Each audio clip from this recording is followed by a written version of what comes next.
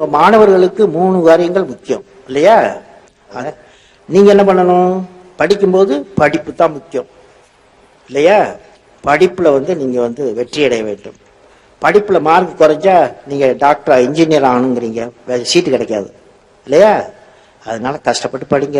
Number 1. Number 2 எல்லாருக்கும் சொல்றேன். Number 2 லட்சியம் எடுத்த முதல்ல லட்சியம், நான் டாக்டர் ஆகணும், நான் இன்ஜினியர் ஆகணும், நான் லாயர் ஆகணும், நான் டீச்சர் ஆகணும், ஒரு லட்சியம். அதுக்கு கஷ்டப்பட்டு படிச்சாதான் இடம் கிடைக்கும், மார்க்ல இருந்தா இடம் கிடைக்கும்.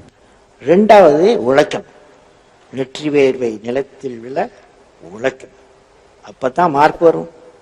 3வது நீங்க தோல்வியை கண்டு பயப்படக்கூடாது.